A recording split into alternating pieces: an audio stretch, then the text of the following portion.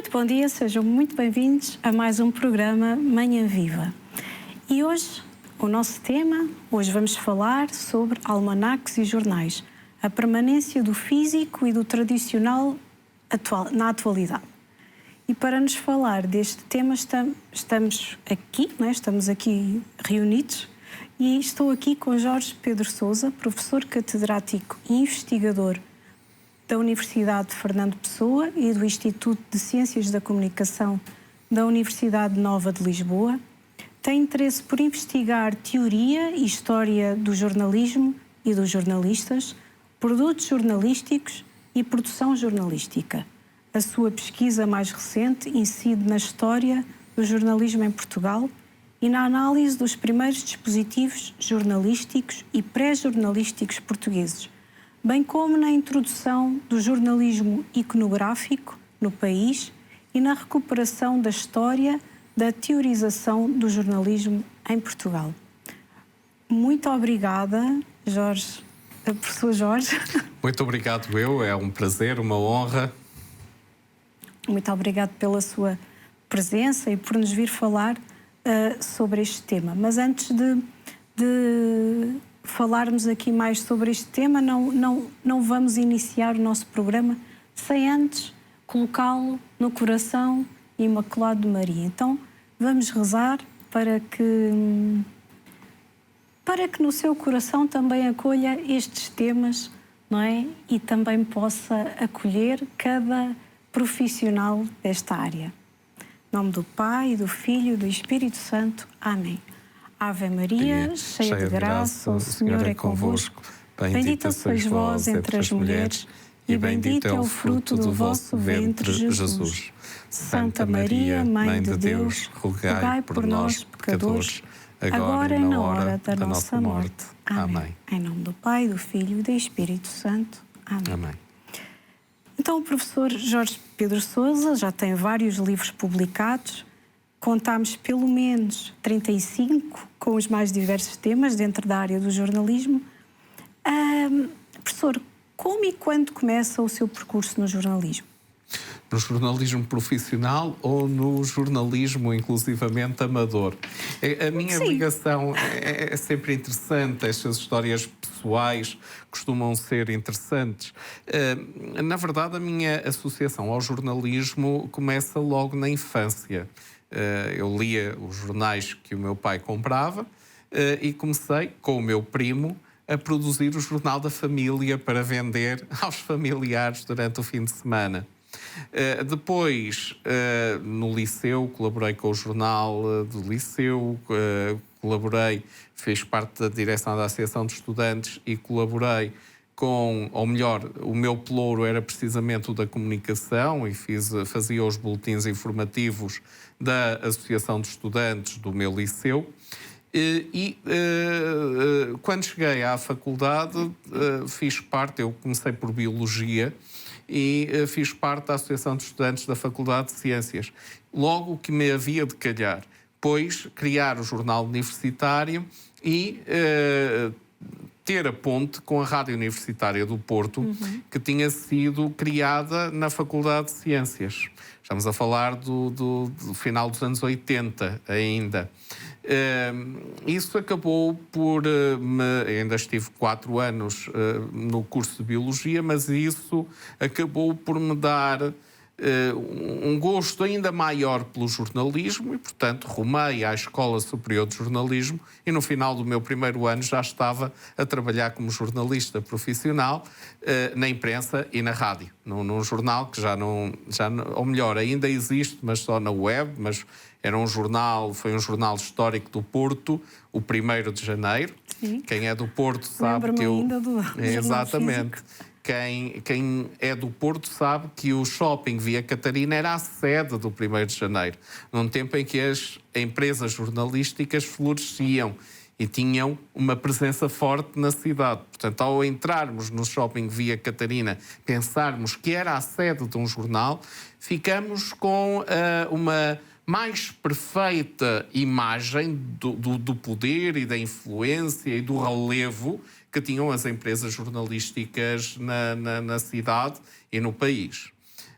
E também trabalhei em rádio e foi assim que começou a minha carreira no jornalismo. Mas rapidamente me convidaram, por ser um bom aluno, peço desculpa pela... Pode parecer um pouquinho de petulância, não sei, mas por ser um bom aluno convidaram-me para ficar como monitor e depois assistente na Escola Superior de Jornalismo, e depois acabei por fundir a carreira profissional de jornalista com a carreira académica, até ser incompatível fazer as duas coisas, porque eu estava no jornalismo diário, no semanal e tal, é mais fácil, mas no jornalismo diário é um pouco difícil compatibilizar estas coisas, e eu acabei por optar pela vida académica em exclusivo. Mas posso dizer que desde a infância, quer primeiro como leitor, mas mesmo também depois como produtor de informação, acabei por estar ligado ao jornalismo. Era destino. Sim, sim, sim. E quando é que se começou a interessar pela investigação dentro desta área? Bom, na Escola Superior de Jornalismo, no 4º ano, nós tínhamos de produzir uma monografia. Foi o meu primeiro trabalho de investigação. Eu fiz uma monografia sobre a Primeira Guerra do Golfo, sobre a cobertura jornalística da Primeira Guerra do Golfo. Se me é permitido destacar um nome, eu tive grandes jornalistas como professores, claro, Marques Pinto, jornalistas históricos do Porto, Frederico Martins Mendes, portanto, Jorge Campos, tive grandes jornalistas do Porto e do país como professores. Mas também tive um professor paradigmático para mim, que veio dos Estados Unidos, que é um grande escritor, chamado Richard Zimmler, que foi professor na Escola Superior de Jornalismo. E foi ele que introduziu na Escola Superior de Jornalismo a tradição da pesquisa e da investigação, tal como se produzia nos Estados Unidos e nos grandes centros de pesquisa e produção de conhecimento em jornalismo por todo o mundo. Coisa de que, efetivamente, nós, até ao 3º ano, não tínhamos tido grande contacto. O professor Richard Zimmler, agora escritor e também meu amigo, efetivamente ele teve um papel fundamental a ensinar-nos metodologias de pesquisa, inclusivamente metodologias quantitativas que nós desconhecíamos. Eu desde a monografia e depois, devido à necessidade, se eu queria ficar na vida académica, tinha de fazer mestrado e tinha de fazer doutoramento, portanto todo esse processo depois ocorreu com uma certa naturalidade. Se tinha que fazer, fiz e acabei por me dedicar à investigação no campo do jornalismo por essa via, e ao optar por ser um académico, mau ou bom, isso as pessoas julgarão, mas ao optar por ser um académico tive de contribuir com a minha cota parte para a produção de conhecimento na minha área, que é o jornalismo. Sim. E quais os desafios de ensinar dentro de uma área que está em constante mudança, não é? As coisas mudaram tanto em relativamente poucos anos, não é? É verdade. Eu, inclusivamente, reconheço que alguns dos meus alunos têm mais competências em algumas áreas da comunicação do que eu sou um produto do analógico, não do digital. Compreendo bem. Não é? Portanto, é um choque de gerações. É verdade. Não direi um choque, porque podemos aprender uns com os outros. Sim, mas ora bem, no jornalismo não nos é tão natural, não é? É verdade. No jornalismo, nós temos coisas que são estruturantes e que permanecem, e temos coisas que vão mudando. Eu reconheço que é um desafio constante adaptarmos-nos aos novos tempos, mas com pesquisa, aliás, nós temos que estar sempre a aprender. Para ensinar, temos de aprender Diz que uma licenciatura, não é o primeiro grau do ensino superior, uma licenciatura não é mais do que uma licença para aprender. Sim. Efetivamente, como professores, temos de estar sempre a pesquisar, sobretudo no ensino superior, sempre a pesquisar, sempre atualizados, sempre a aprender, para podermos dar um contributo satisfatório, relevante, de preferência, aos nossos estudantes. Eu leciono pelo menos uma unidade curricular ou disciplina, que é a designação tradicional. Agora, no eduquês moderno, chamam-se unidades curriculares. Eu ainda leciono uma disciplina, vamos chamar-lhe assim, técnica de jornalismo, chamada Laboratório de Jornalismo. Inclusivamente é Laboratório de Jornalismo Digital. E, portanto, o que é que eu tenho que ensinar? Essencialmente a produzir conteúdos jornalísticos para a web e depois a sua extensão pelas redes sociais. Eu isso não aprendi e nunca fiz profissionalmente. Ou melhor, tive de aprender sozinho. Mas o meu background profissional, técnico, o meu conhecimento dado pelos mestres, por aquilo que eu também fui procurando conhecer, deu-me, vá lá, competências mínimas para poder dar esse tal contributo à formação dos estudantes. Mas os estudantes também têm que fazer um esforço por eles mesmos para serem competentes e adquirirem conhecimentos naquilo que fazem. Não podem estar... O professor tem que ser um facilitador, um explicador, um facilitador, mas cada estudante também tem de produzir o seu próprio conhecimento e desenvolver as suas próprias competências, com o nosso apoio, mas por eles. Depois, também não posso esquecer que eu investi bastante na pesquisa sobre história do jornalismo. Bom, este é um tema em que eu não necessito de estar assim muito preocupado com o presente, porque estou mais preocupado com o passado da profissão. E como tal, isso também, noutras disciplinas, nomeadamente História do Jornalismo, isso acaba por me facilitar um pouco a vida, uma vez que eu posso permitir-me olhar para o passado e falar sobre o passado para construir conhecimento sobre como é que chegámos até aqui. Como é que chegámos até aqui, responder a esta pergunta fundamental, como chegámos até aqui, e assim, portanto, tenho a tarefa facilitada, pelo menos nas disciplinas sobre história do jornalismo.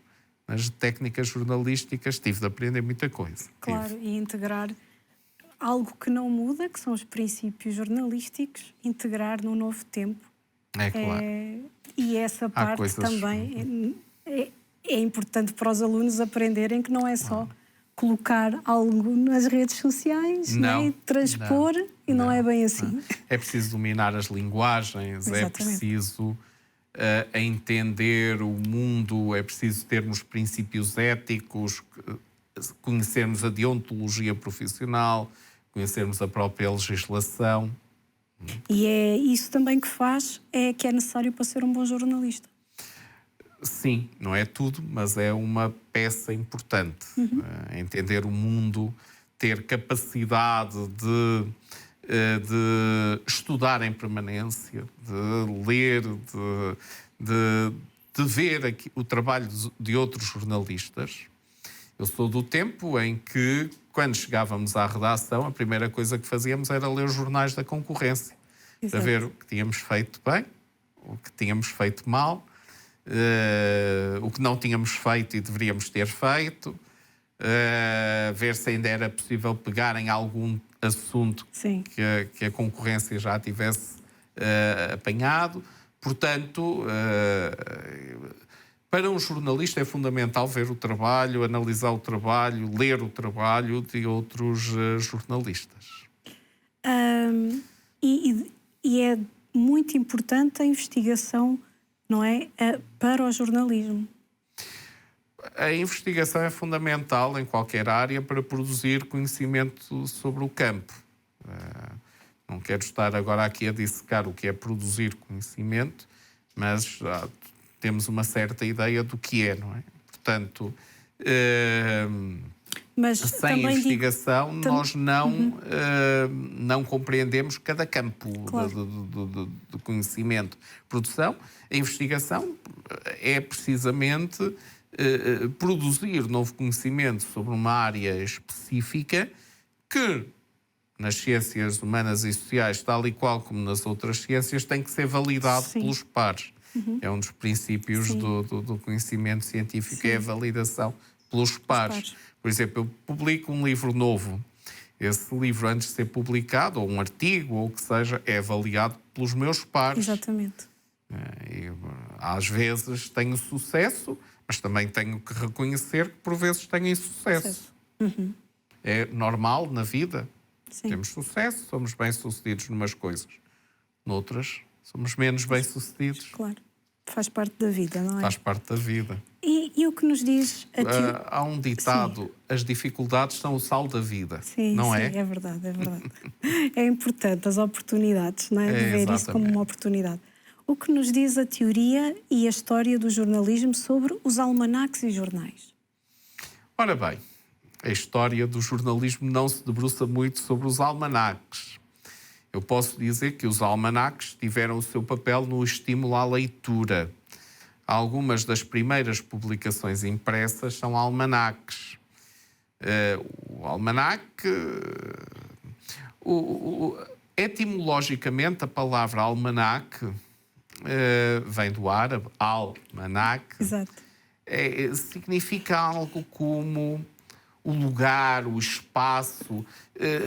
Originariamente era mesmo onde os camelos ajoelhavam. Mas também tem o significado de estação de muda, de camelos ou de cavalos, de espaço, de região. E é um pouco com esse sentido de espaço, de local, de assinalar a mudança de alguma coisa, a mudança de tempo, que surgem os almanaques. Um dos primeiros livros publicados, impressos em Portugal, é um almanaque e foi editado em Faro, no século XV, no final do século XV, vamos dizer assim, para não estar a dizer uma data errada. E os almanaques eram, portanto, o que ainda são hoje, essencialmente um calendário com um repertório de um calendário astronómico e não só, que indica as melhores épocas para semear determinadas coisas, para isto, para aquilo. Sim. E que depois começaram a ser introduzidos outros conteúdos, como curiosidades, anedotas. Nós temos alguns almanaques populares, ainda bastante, a Borda d'Água, o Seringador. Sim. Mas também tivemos almanaques, grandes almanaques, como os da Bertrand, que normalmente são publicados anualmente, os almanaques. O almanaque da Bertrand foi publicado durante cerca de 50 anos ou mais, portanto, dos anos 20 aos anos 60, pelo menos, e com uma grande receptividade. Claro que os conteúdos dos almanaques as pessoas depois foram encontrando noutras fontes e eles deixaram de ser assim tão procurados.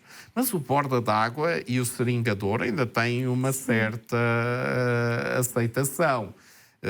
E eu lembro-me de andar no Porto nos dias que correm e de haver pessoas a vender, especialmente na Rua de Santa Catarina ou na Trindade, a venderem, ou em quiosques, nos poucos que sobrevivem, a venderem o Borda d'Água. Os jornais têm um percurso diferente. Os jornais são essencialmente algo noticioso, informativo. Etimologicamente, de onde vem a palavra jornal, que nós usamos, vem do papier journal, que os franceses usavam. Jornal como que deriva de journée, portanto, de dia. Papier journal era o papel diário, o papel do dia, não é? E nós fomos buscar ao francês esta designação, não é? De chamar jornal a este instrumento noticioso diário. E o jornal tem uma história muito antiga. É uma velha questão também que nós discutimos na história do jornalismo. É quando é que começa o jornalismo? A partir de que momento é que nós podemos falar de jornalismo? Eu não vou entrar nesse assunto, porque há 3 respostas para este assunto, essencialmente 3 respostas, mas vou dizer que já na Antiguidade houve dispositivos que, como as atas de urnas romanas, que eram uma espécie de jornal de parede, mas também tinham uma função historiográfica, isto é, de registar para a posteridade aquilo que acontecia. Mas também era um repositório das notícias do dia. Sim. Esta ligação entre jornalismo e história sempre esteve muito presente. Bom, depois da queda do Império Romano, quem transmitia as notícias eram os jograis e outras pessoas que andavam de terra em terra e que eram essencialmente notícias orais, mas nos portos de Itália e depois também do sul de França e do sul da atual Espanha, foram-se criando papéis manuscritos com informações comerciais, do trânsito de navios, etc. E esse hábito, já na Idade Moderna, portanto estamos a falar do século já XV, XVI, esse hábito transferiu-se para... pessoas que começaram a elaborar uma espécie de jornais, ainda que manuscritos, que tinham também esta função historiográfica.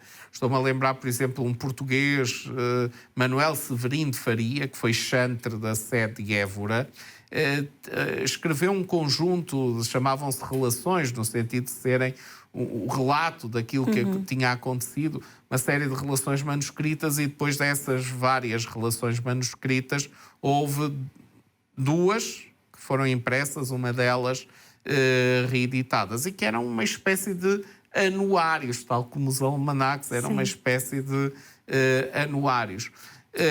Também foi muito importante a correspondência diplomática, porque na Idade Moderna melhoraram-se as vias de comunicação, reintroduziram-se os serviços de correio na Europa, que tinham sido perdidos com a queda do Império Romano, e começaram a circular cartas entre redes de correspondentes nas élites europeias. Isso levou as pessoas a desenvolverem o hábito de esperarem pelas notícias e quererem notícias sobre aquilo que acontecia para se sintonizarem com o mundo.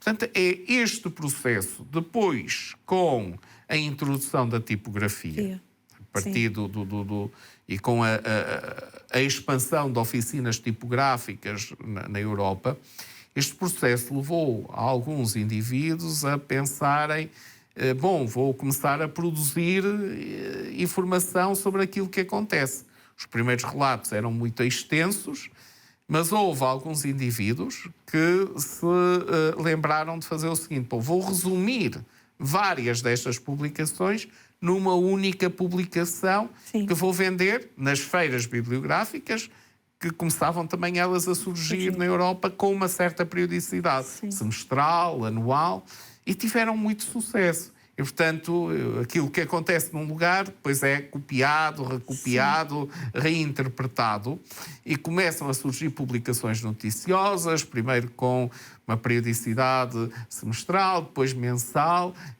depois quinzenal, depois semanal, que era a mais habitual, até chegar à diária. No século XVII, na Alemanha, nós já temos publicações noticiosas diárias. Serão jornais?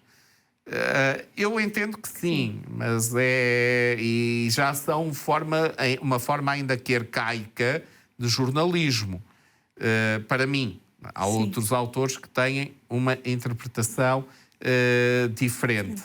Em Portugal, quando é que quando é que surgem estas publicações noticiosas impressas? No contexto da guerra pela restauração da independência. Não é? Portanto, em 1640 acontece no 1º de dezembro a restauração da independência e logo a seguir há uma guerra contra a Espanha pela restauração da independência de Portugal. E em 1641, um indivíduo chamado Manuel de Gallegos, cronologicamente é o nosso primeiro jornalista, pede ao rei e obtém autorização para publicar uma gazeta como se faziam em França, que era o grande modelo para Portugal, que era a gazete também de um grande periodista ou jornalista francês chamado Théophile Renaudot, que para muitos franceses é o seu primeiro jornalista consistente, digamos assim, o criador da Gazette. E, portanto, há essa tentativa de imitar a Gazeta francesa em Portugal, pelo Manuel de Gallegos. Mas é possível. O poder régio certamente encontrou na Gazeta um instrumento vital de propaganda. Era preciso alentar os portugueses para a guerra pela independência que estava a ser travada contra a Espanha e, ao mesmo tempo, era preciso legitimar o novo rei, Dom João IV, a nova dinastia, a dinastia de Bragança, que quer queiramos, quer não, peço perdão, mas quer queiramos, quer não, à luz da tradição e do direito, vá lá, da época, foi uma usurpação ilegal do poder, foi um golpe de Estado, ao fim e ao cabo, não é? A restauração da independência é um golpe de Estado. Pronto, e a Gazeta cumpriu esse papel entre 1641 e 1642, foi mensal, teve um período em que foi quinzenal, portanto isso indica a receptividade das elites à Gazeta, não tirava muitos exemplares, estamos a falar de uma publicação que alguns cálculos indicam que imprimiria 300, mas circulava muito entre as elites, porque ia um exemplar, por exemplo, para um convento e os monges liam todos esse exemplar. Ainda assim temos tempo chegando, ou temos que fazer uma pausa? Não sei. Vamos ter que fazer uma pausa aqui na nossa conversa, professor, porque chegamos ao final da nossa primeira parte. Mas já voltamos para continuar esta conversa de jornalismo e história, não é? Então, fique também desse lado e já voltamos.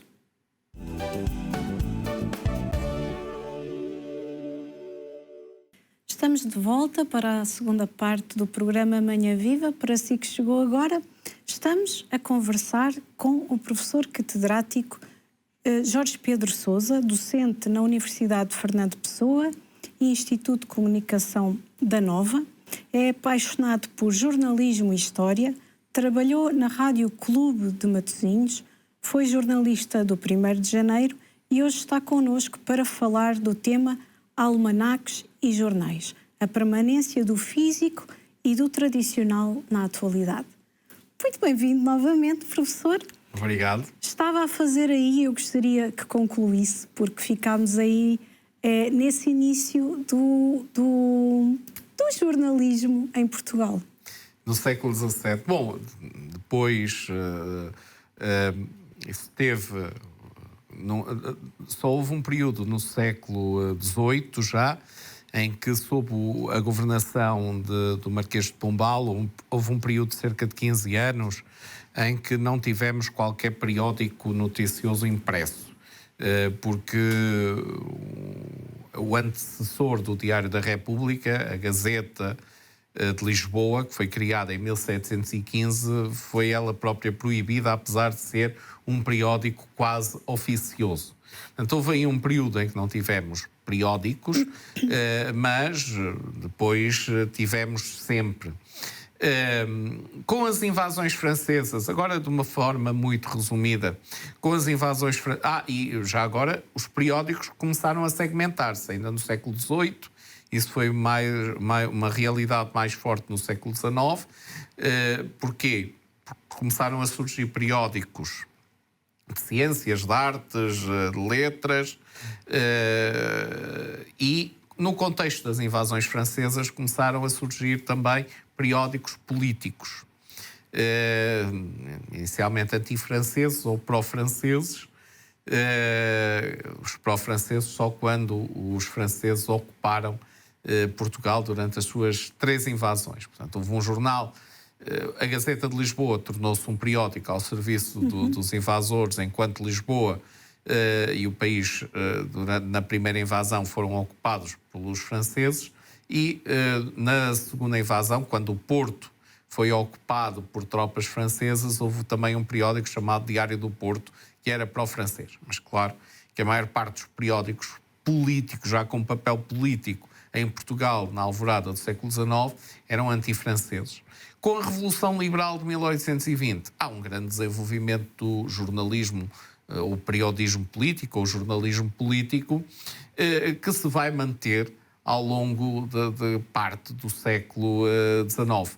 Mas na segunda metade, principalmente a partir da segunda metade do século XIX em Portugal, estes periódicos políticos já eram empresas jornalísticas com uma certa força e consistência, que já tinham tipografia própria, claro, uma sala de redação, já tinham serviços administrativos, serviços comerciais, portanto já tinham uma certa estrutura, podemos considerá-los jornais pré-industriais.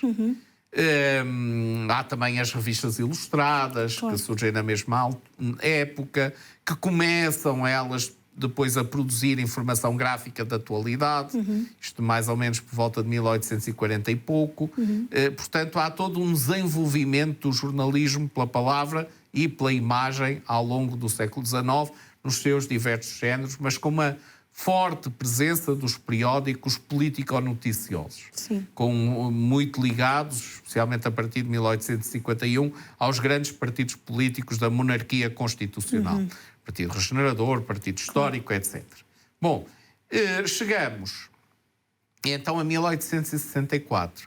Em 1864 há uma revolução no jornalismo português por causa do surgimento de um diário que ainda hoje existe, que é o Diário de Notícias, que é considerado o primeiro jornal diário industrializado português. Independente, apartidário, exato, por vezes fazia política, mas sempre em nome da nação, portanto, propunha coisas em nome da nação, ou em nome do povo, ou em nome do bem-estar de todos, portanto, conceitos abstratos, não fazia política partidária. E era um jornal essencialmente noticioso que inaugurou em Portugal, ou melhor, inaugurou em Portugal, de uma certa forma, o novo modelo de jornalismo industrial que já vinha dos Estados Unidos dos anos 30, 40 do século XIX. Que é o quê? Vender o jornal a um preço abaixo do preço do custo. Sim. E como é que o jornal se financia? Com os anúncios publicitários. Portanto, é a publicidade que vai trazer receitas e, eventualmente, lucro aos jornais, e não tanto a venda em banca, a venda por assinatura ou a venda pelas sardinas. Portanto, esse é o novo modelo de negócio do jornalismo tradicional, que vai permitir depois também que as rádios se consolidem, que a própria televisão se consolida em Portugal, isto já no século XX, e que agora está em crise com o digital. É verdade. Porque, e esta estação, se calhar, é também uma prova disso, a publicidade escasseia. A publicidade escasseia e não se fazem omeletas sem ovos, e sem dinheiro não é possível pagar a jornalistas, produzir informação jornalística, e este é o grande drama do jornalismo hoje. É as receitas da publicidade, e antigamente a publicidade tinha quase como única plataforma os meios de comunicação, a rádio, a televisão e os jornais e revistas. E hoje isso não acontece. Sim. Portanto, as redes sociais canibalizaram a publicidade e canibalizam também diariamente os conteúdos jornalísticos. Redes sociais de que os próprios meios jornalísticos agora se tornaram reféns. Sim. Os motores de busca, exatamente a mesma coisa, Sim. não é? Portanto, roubam a publicidade aos meios jornalísticos e roubam-nos também os conteúdos. Os sites de anúncios, já ninguém, quase ninguém faz anúncios a vender o carro, a oferecer os seus serviços, Claro. a vender uma coisa qualquer que tenha em casa ou a pedir alguma coisa. Já quase ninguém anuncia em jornais, portanto há Sim. sites de anúncios gratuitos, que depois, Claro. para upgrades, etc., já custam algum dinheiro, por aí fora. Mas essa publicidade foi roubada aos meios jornalísticos. E, portanto, o modelo de negócio está em crise no mundo digital. Sim, na imprensa secular, digamos assim. Nós não vivemos com publicidade, não é o nosso carisma, não tem, né?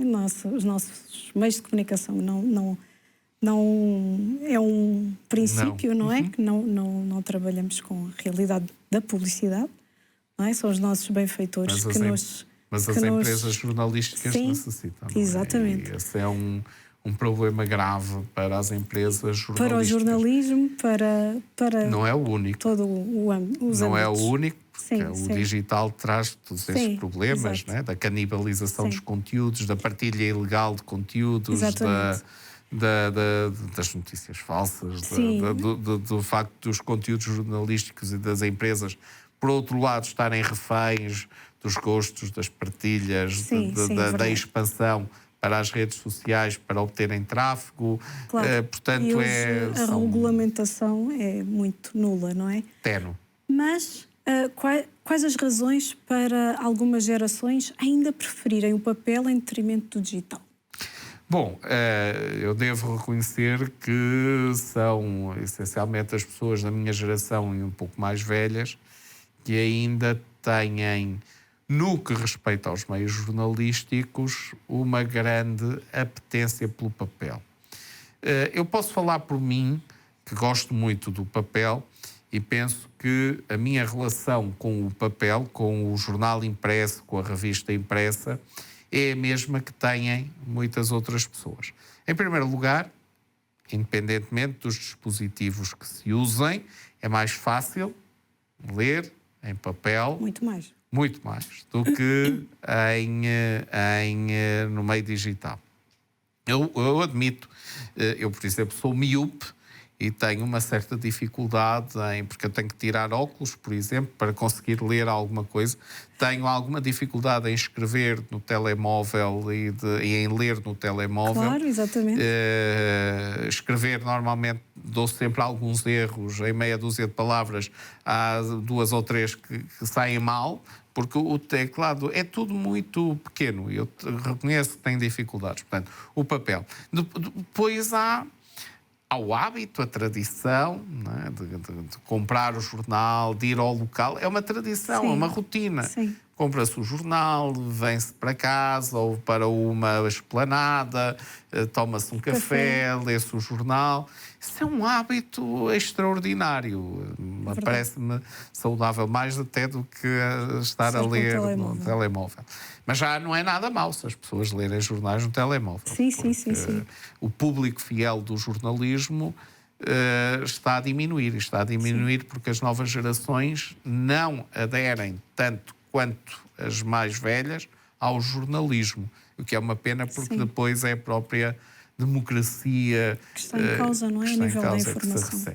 Isso é óbvio, não é? A democracia ressente com a falta de leitores, de meios jornalísticos e com, sei lá, seguirem influenciadores digitais que não são sujeitos a ética nem a deontologia específicos, a legislação específica, que muitas vezes estão a serviço de marcas e de empresas, por exemplo, de produtos e serviços, e não propriamente ao serviço do bem público da informação. Mas os jovens são muito cativados pelos influenciadores digitais, etc.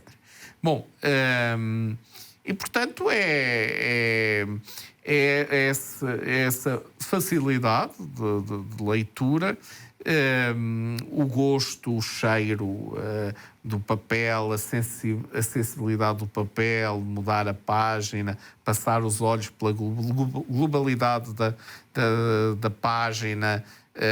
Tudo isto provoca sensações, a conexão que a rotina nos traz com a tradição de ir comprar e de ler, tudo isso é fundamental. Mas é curioso, há uma coisa curiosa no que respeita à permanência do impresso. Os jovens estão a voltar a ler, não tanto jornais e revistas, em meio físico, pelo menos, mas sim livros. Está a haver uma retoma do interesse pelos livros. Curiosamente, porquê? Por causa das redes sociais, até inclusivamente redes sociais exclusivamente dedicadas aos livros. Sim. Isso tem gerado uma enorme empatia dos jovens, particularmente das jovens, pela literatura impressa, pelo livro impresso que se estão... o livro impresso está-se a vender outra vez, especialmente o de ficção, claro. O livro impresso de ficção está-se a vender outra vez bastante, e é muito curioso, muito curiosas estas novas dinâmicas que o livro tem. Estava a falar aí dessa experiência de que toda a tradição ou o ritual de ir beber o café e comprar o jornal e sentar-se na esplanada também era uma forma e é mais uma forma de, com o vizinho do lado, conversar, não é? Às vezes não também. É? De partilhar ali Exatamente. o futebol, ou como está a acontecer a política no país, ou as realidades, não é? E também a parte digital é mais individualizada. Ou seja, falou aí de uma série de vantagens e desvantagens de ambos, não é? Eu lembro-me do tempo em que ia para a faculdade, para a escola não que ia a pé, mas para a faculdade, e havia muitas pessoas a lerem jornais nos próprios transportes públicos. Claro que sim. Aliás, esse movimento pendular de ida para o trabalho e de regresso a casa levou ao surgimento, ou ajudou a que surgissem jornais matutinos e vespertinos. Os jornais matutinos eram lidos na ida para o trabalho. Os jornais vespertinos muitas vezes eram comprados para serem lidos na volta do trabalho para casa. Estes movimentos pendulares também ajudaram a explicar esse hábito das pessoas comprarem um jornal na ida e um jornal na volta, nos tempos em que vendiam jornais em todos os lugares, nas estações de comboio, nos quiosques, os ardinas, faziam disso a sua vida e ganhavam assim a sua vida. Eram outros tempos. Mas neste momento, o que é que mudou no ensino do jornalismo relativamente à imprensa escrita? Bom, a partir do momento em que ainda existe imprensa escrita, continuam a ensinar-se as técnicas, a forma de paginar,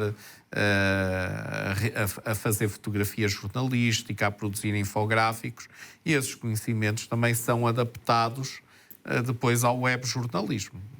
Portanto, apesar de depois existirem determinados elementos de linguagem no web-jornalismo que não existem no jornalismo impresso, estou-me a lembrar, por exemplo, do hipermédia, a necessidade de se introduzirem links que permitam a navegação, as possibilidades abertas, por exemplo, por galerias de imagens, ou a introdução de vídeo, a introdução de elementos áudio e essa combinação que nós podemos ter no web-jornalismo que não temos no jornalismo impresso. Curiosamente, os estudos têm provado podemos ter galerias de imagem, podemos ter áudio, podemos ter vídeo. Quem acede aos meios digitais tende a ler. Ponto. ler. Eu ponto. faço isso. É ler, ponto. Não tanto a ver as galerias de imagens, nem os vídeos. ou nem os vídeos. Só se algo me chamar muito especificamente a atenção é que eu vou ver.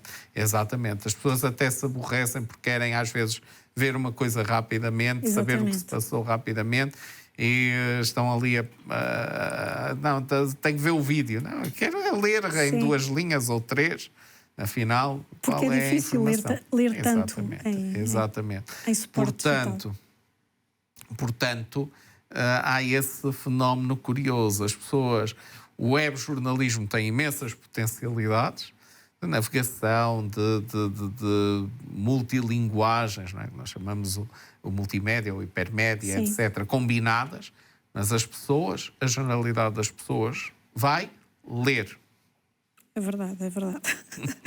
E assim, não é? É uma forma de aproveitar o digital para manter, não é? Aquilo que, como relatou, foi nascendo na imprensa escrita, não é? Sim, é a base do jornalismo. E de que forma estes meios são uma fonte de riqueza para a história cultural, história do país e história do mundo? Já falou aí também, mas... Os meios jornalísticos são e sempre foram também um repositório da história do cotidiano. O próprio jornalismo vai beber os seus valores principais. O seu principal valor, qual é o principal valor do jornalismo? O respeito pela verdade. Outros valores que também são regras de procedimento, por exemplo, ao escutar as fontes, que, com interesse atendíveis nos casos relatados, fazer uma crítica às fontes. De onde é que vêm estes princípios? Da história. Claro. Quando? Desde os antigos gregos, nomeadamente Tucídides, que, mais do que Heródoto, para mim é o grande historiador da Grécia Antiga. Tucídides. Foi ele que, ao escrever sobre a Guerra do Peloponeso, que tinha acontecido alguns anos antes, foi o primeiro a dizer que, as pessoas não contam as coisas todas da mesma maneira. É preciso fazer uma crítica às fontes e ao escutar várias fontes. E é preciso ter respeito pelos factos. O facto tem que... Portanto, ele é o primeiro grande historiador a chamar a atenção para isto. Sim. Porque ao escrever sobre a Guerra do Peloponeso, ele diz também sobre as condições de produção da própria história. Quando... fala e reflete acerca destes assuntos, coisa que Heródoto, por exemplo, não faz, e Heródoto contamina muito as suas narrativas com episódios lendários. Enquanto Tucídides é mesmo quase uma história oral, uma história narrada pelas fontes, pelas diversas fontes, que ele contrasta e critica. Agora... Deixe-me só concluir. Os primeiros jornalistas, se quisermos, século XVI, século XVII, iam à escola. Era uma escola ainda bastante marcada pela cultura clássica. Portanto, quais eram os grandes referentes que eles tinham? Os autores romanos e os autores gregos. Daí que eles tenham incorporado na sua prática, e eles não se viam a fazer jornalismo, eles viam-se a produzir uma história do cotidiano. Claro. Nós vamos ver os escritos que há dessa época, inclusivamente a primeira tese de doutoramento sobre jornais e jornalismo, que é de 1690, e foi apresentada por um académico chamado Tobias Poisser, na Universidade de Leipzig. Foi ele o primeiro a estudar jornais, notícias, jornalismo, propondo ou escrevendo uma tese de doutoramento. Ele já fala acerca destas questões, mas que para ele, tal como para outros autores da mesma época, fazer periódicos noticiosos não era tanto dar notícias quanto era registar a história, fixar a história. Sim. E os grandes referentes deles eram dos antigos gregos e dos antigos romanos. Daí que tenham ido buscar esses valores, nomeadamente Tucídides, o respeito pelo facto, a auscultação de fontes, a contrastação de fontes, a crítica às fontes, e incorporaram-no nas práticas jornalísticas. E é este, para mim, pelo menos, é este o processo. E registar essa história e também nos factos futuros ir ler a história, não é? Eu lembro-me de ver na altura em que houve esta questão da Rússia e da Ucrânia, de ter acontecido uma situação, aquele ataque, aquele teatro. Sim. E de os comentadores estarem a tentar desvendar de onde é que tinha partido. Então, de terem ido aos conflitos da Rússia com outros povos já mais anteriores, irem à história. Não é? E tentarem ali vislumbrar, e agora fez-me lembrar o que estava a dizer, claro. Fez-me lembrar isso. A história ajuda-nos a compreender o presente. Sim. Isso portanto, ajuda-nos a compreender a evolução do tempo e das sociedades humanas, o tempo das pessoas, ajuda-nos a compreender esta evolução. E ajuda-nos, obviamente, assim também a compreendermos o presente. Sim. Seja o presente geral, seja o presente... E grande parte da história, sobretudo da história moderna e contemporânea, é produzida em grande medida, não apenas em documentos de arquivos e outras fontes, inclusivamente fontes orais, porque também está muito em voga a história oral, mas é produzida também muito a partir dos jornais, sim. Enquanto fontes históricas, sim. Dos programas de rádio, dos programas de televisão, que, como qualquer fonte, tem que ser criticados e contrastados. Mas são fontes históricas para a produção historiográfica. Professor, estamos mesmo a terminar o nosso programa. Gostaria que, de forma breve, nos respondesse aqui a duas questões. Tendo em conta os anos que leciona, e que fala-se exatamente, e já abordámos aqui que a imprensa pode vir a acabar, o que será do papel do jornalista. Há perspectivas de como será o jornalismo daqui a 20, 50, 100 anos? Não sei, mas há uma coisa que eu estou seguro.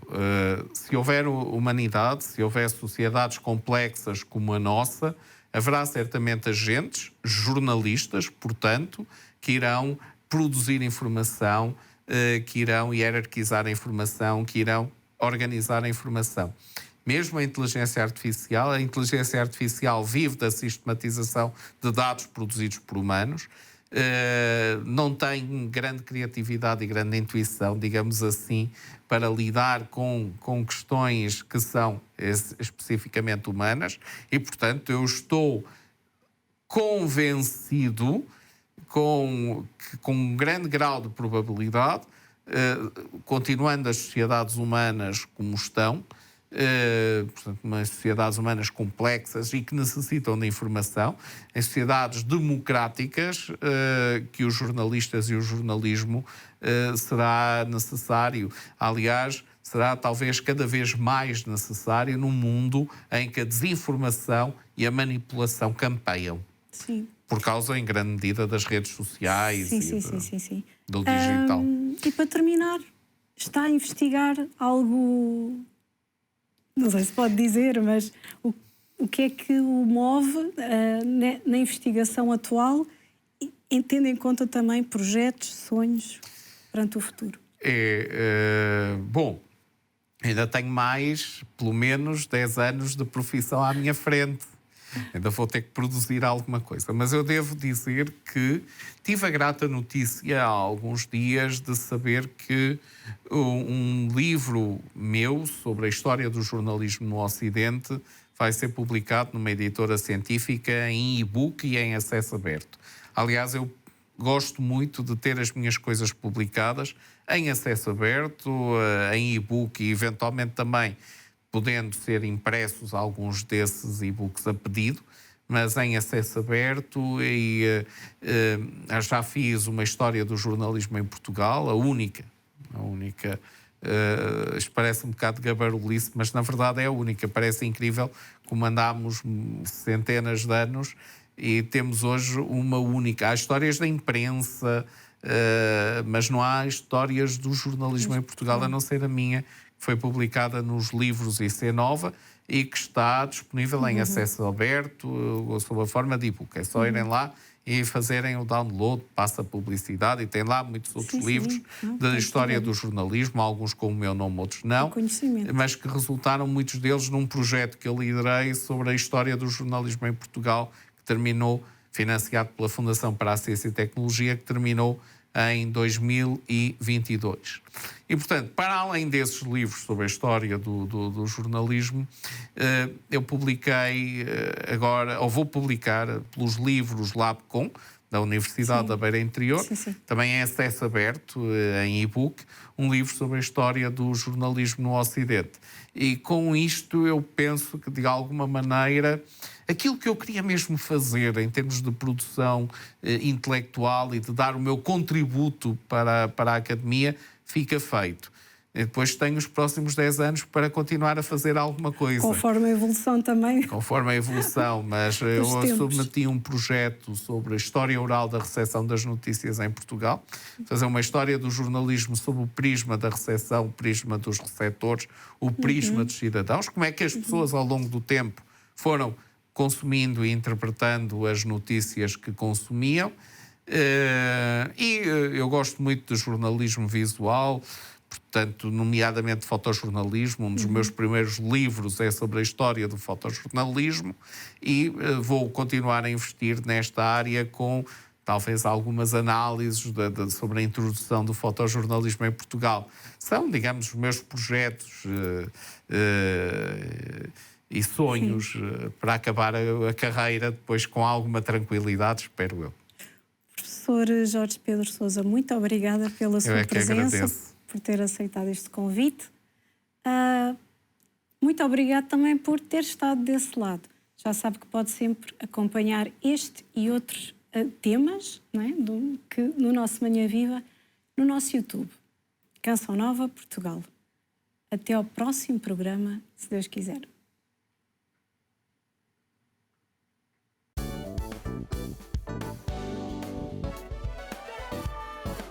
Se gostou deste programa, clique aqui na nossa playlist aqui em baixo para ver outros episódios. Se ainda não subscreveu o nosso canal do YouTube, faça-o já clicando neste botão aqui do lado e será logo o primeiro a saber todas as novidades.